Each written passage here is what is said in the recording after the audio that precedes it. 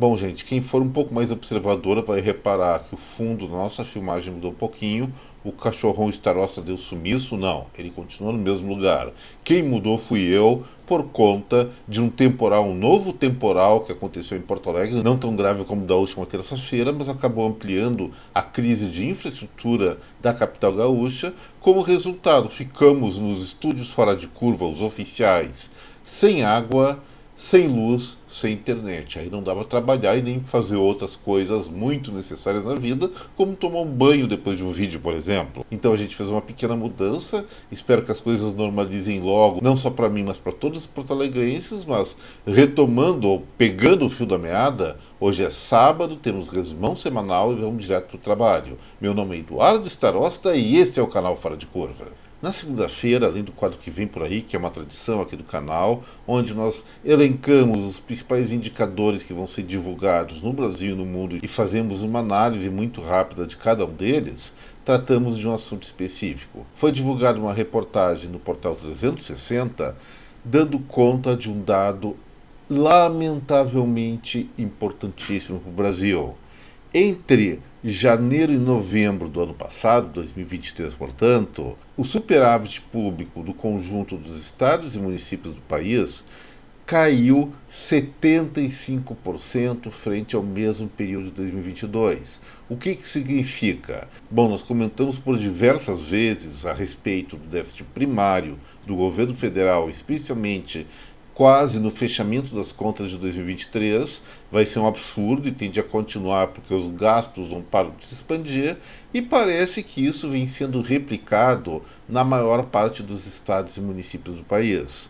Então, de 2022 para 2023, ainda nós vamos ter superávit, mas esse superávit deve cair 75% de um ano para outro. E sabendo, ou lembrando que 2024 nós temos o famoso ano eleitoral de eleição ou reeleição de prefeitos, evidentemente esse restinho de superávit que sobrou vai virar um estrondoso déficit. Então vamos trabalhar assim, com excesso de gastos em todas as três esferas de governo, federal, estaduais e municipais, e isso, além de ser um atentado ao bom senso, contas públicas têm que ter equilíbrio, vai significar grandes prejuízos para todas as comunidades brasileiras, sejam municípios, sejam estados ou a própria federação, especialmente no momento, aliás, em que os novos prefeitos assumirem o seu posto no dia 1º de janeiro de 2015. Vão encontrar cidades, várias, milhares de cidades com as contas públicas em estado pré-falimentar, e os primeiros anos, pelo menos, vai ter que ser do quê? Economia para pagar a conta do seu antecessor. Se o antecessor foi ele mesmo, o prefeito reeleito, ele vai arcar com as consequências disso, mas na verdade quem paga o pato é o cidadão brasileiro. É um absurdo, a disciplina fiscal deveria voltar no Brasil, mas vamos lembrar que na transição de 2022 para 2023, a lei de responsabilidade fiscal foi praticamente jogada na lata do lixo. Lamentável isso. Na terça-feira, o IBGE divulgou o desempenho do setor de serviços em novembro do ano passado e, mais uma vez, o resultado foi negativo. O setor de serviços, gente, então, está oficialmente em recessão aqui no Brasil. Expliquei naquele momento as causas desse resultado, estando relacionado com questões da chamada ordem macroeconômica, vamos lembrar, juros, apesar de em queda, estão muito elevados, além da falta de confiança dos empresários e dos próprios consumidores no que diz respeito ao futuro, por essa ânsia fiscal, essa ânsia de arrecadação tributária, especialmente dos governos federal e estaduais. Também na terça-feira nós abordamos uma grande contradição saída do Ministério da Fazenda. Fernando Haddad, citamos várias vezes essa questão em relação a ele, tem sido um grande, pelo menos publicamente, defensor do equilíbrio fiscal. Só que a Secretaria Nacional de Política Econômica, submissa a ele no Ministério da Fazenda, divulgou um relatório dando conta que em 2024, pelo menos, nas estimativas mais recentes deste grupo de técnicos, de burocratas, o rombo fiscal do Brasil vai ser de pelo menos 84 bilhões de reais.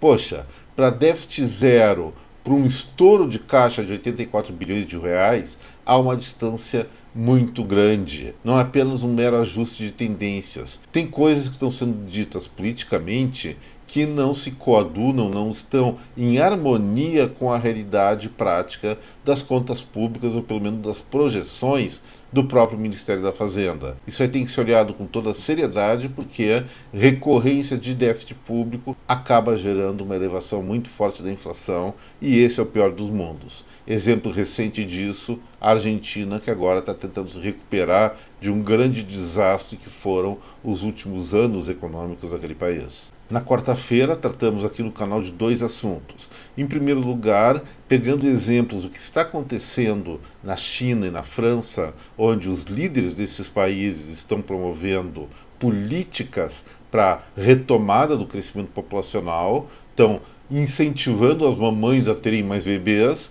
Isso aí está ocorrendo em função de uma situação um pouco diferente que os demógrafos previam há alguns anos atrás. Sim, a população mundial vem crescendo, mas em vários países do mundo isso não é mais realidade. Muitas nações da Europa, agora a China e alguns outros países asiáticos já estão experimentando uma queda populacional, e isso é bastante grave, porque no momento em que os idosos se aposentam, há menos pessoas para serem recolocadas no mercado de trabalho, no mercado produtivo, e isso provoca, além de enxergarmos menos jovens na rua, problemas seríssimos no campo da previdência social. Como é que menos pessoas vão sustentar mais aposentados dentro desse contexto de redução do número de habitantes de um país? Os países que enfrentam esse problema estão incentivando a natalidade, sendo que a China está avançando um pouquinho mais, tentando viabilizar a produção humana de maneira, diríamos assim, artificial, em laboratório. Se eles vão conseguir isso eu não sei, mas estão cada vez mais próximos do sucesso nessas experiências com ratos e outros animais. Também naquele dia o IBGE divulgou o desempenho do comércio varejista brasileiro. Houve um crescimento até razoavelmente robusto, mas eu contrapus o resultado do Instituto Brasileiro de Geografia e Estatística com outras informações que nós temos de outras pesquisas, mostrando que o resultado de novembro, que eu mencionei, não é algo muito consensual. Por exemplo, a Black Friday, que é o principal evento do varejo, nesse mês que eu citei, novembro, foi um fracasso, queda bastante acentuada em relação a 2022. Então, um crescimento do indicador oficial brasileiro das vendas do comércio feito pelo IBGE parece alguma coisa meio fora de esquadro. Lembrando que, apesar de ter ocorrido alta no volume de vendas, o faturamento das empresas comerciais e das lojas caiu em termos reais. E isso é algo que até tem como entender, existem razões que podem gerar tal resultado, mas não de uma maneira tão seguida assim. Tem algum problema nos indicadores, e eu recomendei que a direção do IBGE fizesse uma revisãozinha salutar na formulação da pesquisa de atividade do varejo no Brasil. Na quinta-feira também tivemos dois assuntos no Fora de Curva. O primeiro foi uma manifestação lá em Davos do ministro de Minas e Energia.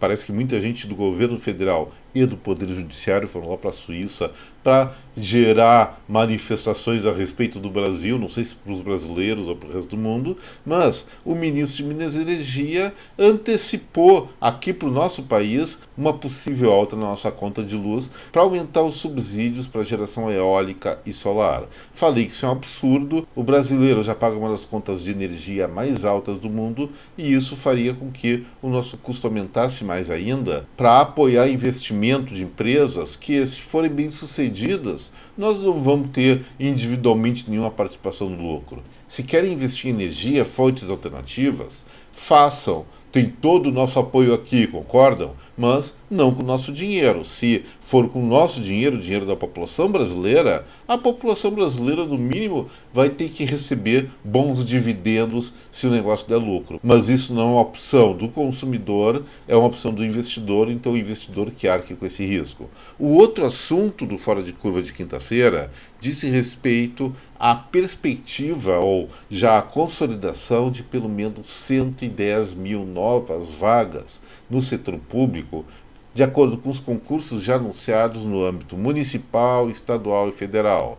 Critiquei duramente essa onda de empreguismo que vai gerar um custo para a sociedade brasileira perto de 8 bilhões de reais a mais do que em 2023. E isso deve se perpetuar por pelo menos 2 décadas e meia, que é o tempo médio de empregabilidade dessas pessoas com estabilidade. O que está acontecendo? Despesa pública está subindo, não há necessidade tamanha de reposição de servidores públicos no Brasil. Eventualmente, é claro, atividades fim, não atividades meio, tem necessidades de médicos, professores, policiais e outros tipos de carreira, mas a maior parte desses concursos são basicamente atividades meio, burocrática, que a inteligência artificial ou a própria informatização pode substituir com larga vantagem, pesando muito menos no bolso de nós pagadores de impostos. E finalmente na sexta-feira, fechando então o Fora de Curva e o quadro Resumão Semanal, nós tivemos 2 assuntos, mas antes de comentar sobre eles, eu vou lembrar a cada um de vocês não esquecer, nesse momento, do like, do compartilhamento desta película com a sua rede de contatos, e as pessoas que estão assistindo Fora de Curva pela primeira vez, deixo aqui meu convite para inscrição no canal. Bom, como eu disse, foram 2 assuntos. O primeiro, presidente do Supremo Tribunal Federal, Luiz Roberto Barroso, também lá em Davos, ouvi falar que ele é o único membro, componente do Poder Judiciário do mundo que está participando do Fórum Econômico Mundial, então talvez ele tenha motivos para isso, mas ele comentou em uma de suas palestras que o Brasil está perdendo soberania por conta do avanço do crime organizado. Você está surpreso com isso? Pessoalmente eu não estou. Nós já comentamos várias vezes a respeito desse assunto. O Brasil é extremamente bondoso ou mole com os malfeitores, com os bandidos, seja do crime organizado ou do desorganizado também. Temos progressão de pena, saidinha de Natal, audiência de custódia que uma pessoa assalta um banco, assalta uma pessoa, no mesmo dia está liberada para cometer outros crimes, até eventualmente ou muito frequentemente assassinatos. Então, o que acontece? A justiça e a polícia, lamentavelmente, aqui no Brasil, perdeu sua moral. Os policiais do nosso país, eles prendem, fazem seu trabalho, mas logo depois os meliantes são soltos, eles, em primeiro lugar, ficam desestimulados e, em segundo lugar, arriscam sua própria vida com promessas de vingança que realmente acabam se consolidando por várias vezes. E aí vem o presidente do Supremo Tribunal Federal colocando as ameaças que pairam sobre o Brasil perder a soberania por causa da bandidagem, que esse mesmo poder, o Poder Judiciário, apoiou ou incentivou tanto mediante análises políticas certamente questionáveis. Aquela história que o bandidinho, o coitadinho, vítima da sociedade. Poxa, vítima da sociedade somos nós que temos que nos proteger desse tipo de gente. Eles ficam livres na rua e nós somos obrigados a colocar muros e grades nas nossas casas. Não temos liberdade de transitar pelas ruas, nem de carro, nem a pé, sob o risco de sofrer algum ato violento, um assalto ou até um assassinato. Então, ministro Barroso, o primeiro passo para o Brasil não perder a sua soberania, que o senhor está falando, é exatamente o Poder Judiciário cumprir o seu dever, o seu papel de manter criminoso, bandido, no seu devido lugar, que é atrás das grades. E, finalmente, o último assunto do Fora de Curva, do Resumão Semanal, encerrando o vídeo de hoje, foi, ainda na sexta-feira, é claro, o Banco Central divulgou o IBCBR, que é prévia do PIB, que eles calculam, referente ao mês de novembro. Houve um crescimento em relação a outubro de 0,01%, ou seja, 1 sobre 10 mil. O exemplo que eu dei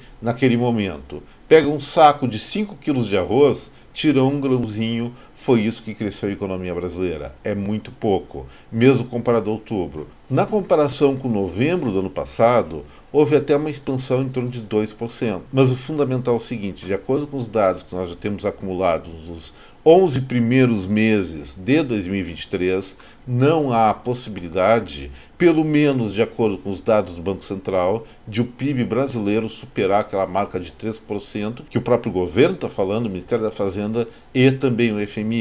De acordo com esses indicativos, a taxa de crescimento do PIB brasileiro do ano passado vai ficar em torno de 2,2% a, na pior das hipóteses, 2%. Gente, foram esses os assuntos abordados nessa semana que se encerrou. Eu espero que vocês tenham gostado do vídeo. Se gostaram, lembro novamente do like, do compartilhamento e da inscrição no canal. Uma boa, uma excelente continuidade de final de semana a cada um de vocês. Deixa aqui meu até breve. Tchau, gente.